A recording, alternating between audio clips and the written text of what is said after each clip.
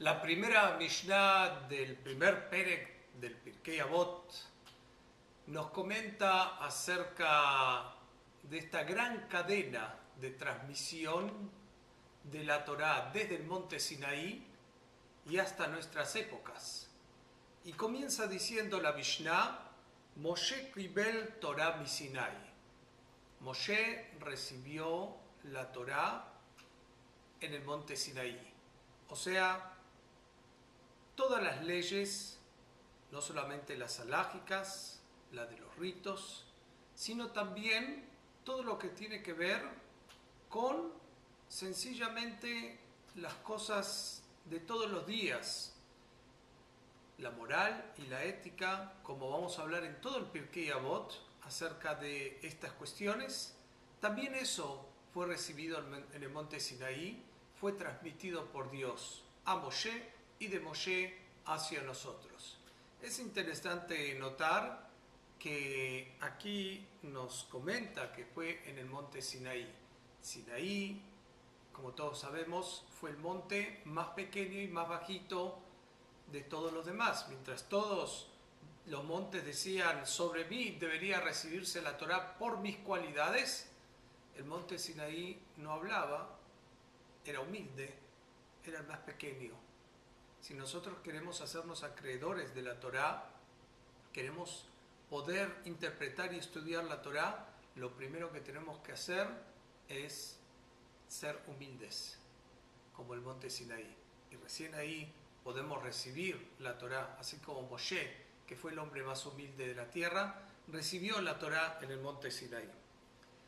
Continúa diciendo Mesarale Yoshua, él se la transmitió a Yoshua, Yoshua les Kedim. Yoshua fue, como todos conocemos, quien sucedió a Moshe.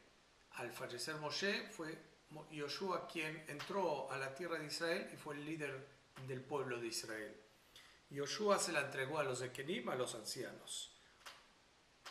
Y continúa Uzkenim y Neviim, los Ekenim, los ancianos, se la entregaron a los profetas. Son todas distintas épocas en la cual había distintos líderes que son llamados con distintos nombres. Un Neviim, Mesaru al Enshei Knesset Agdolam, los profetas le entregaron toda esta Torá, la Torá Sheba'al Peh, la Torá Shebichtab, tanto la Torá oral como la Torá escrita, entregaron y fueron, esa es la cadena de transmisión que se va dando de generación en generación hasta que llegaron los Anshei Knesset Agdolah. Los Anshei Knesset Agdolah son los hombres de la gran asamblea. Ellos eran 120 sabios muy especiales que, digamos que Ezra y Nehemia fueron quienes crearon esta gran asamblea.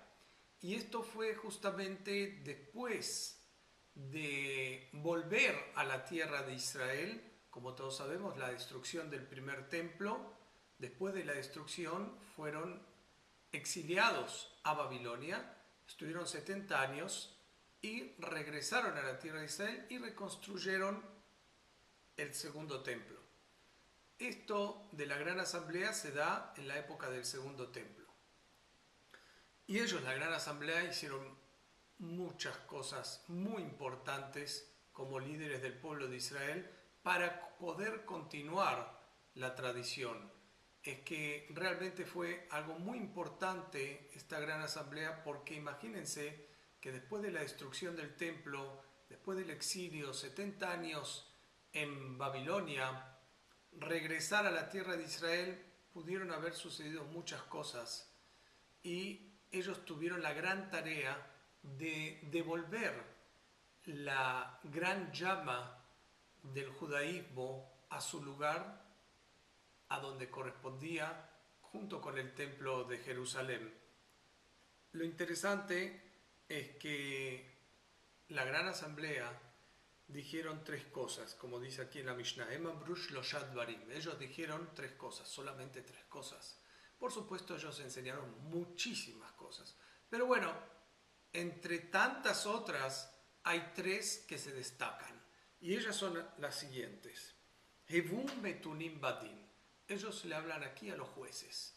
Cuando un juez tiene que dictaminar en un juicio, le dice, Hevu metunim, sean pacientes, sean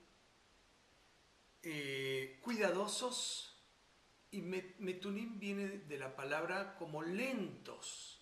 ¿Qué significa lentos? Que no se apresuren en dictaminar, porque de repente yo ya conozco esta situación, porque ya la tuve 3-4 veces, o ya dictaminé en un caso similar, y yo ya sé exactamente cuál es el dictamen y sé cuál es la ley. Sin embargo, nos enseñan aquí los Anshe Knesset Agdolah que debemos ser muy cuidadosos y no dictaminar, porque cada situación es distinta y cada juicio es distinto. Entonces tenemos que hacer un juicio verdadero, real y con temor a Dios, para que de verdad todo lo que vayamos a dictaminar sea de acuerdo a lo que Dios desea. Lo siguiente que dicen los Anshe Knesset Agdolah es Be'amidu Talmidim Marbe. Tenemos que tratar de formar muchos discípulos, muchos alumnos. Y esto es muy interesante porque el término que utiliza es Be'amidu. Be'amidu significa como ponerlos de pie.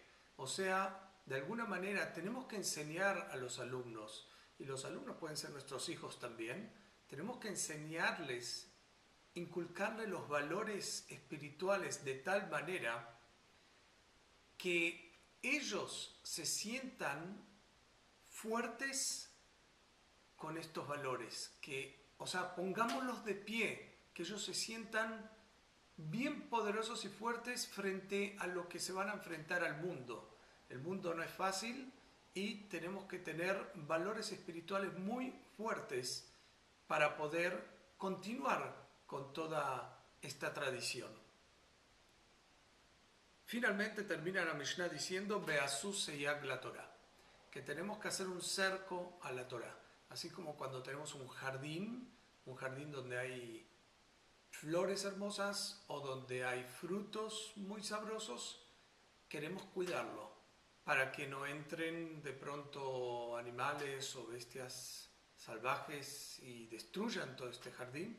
De la misma manera nosotros tenemos que cuidar nuestro jardín, que es la Torah, que significa que a veces cuando nos encontramos en este mundo, en el medio ambiente en el cual vivimos, se nos hace difícil continuar con nuestra tradición judaica, con las mitzvot, con la Torá. Entonces por eso tenemos que levantar un cerco. Un cerco significa que para no llegar a transgredir con la ley, a veces tenemos que ir un poquito más de la ley y ponernos cercos, ponernos esos cercos para no llegar a transgredir la ley en especial. Entonces, la Torá nos enseña acá, a través de los Anshe Knesset Agdolah, 3 máximas fundamentales para continuar con el judaísmo.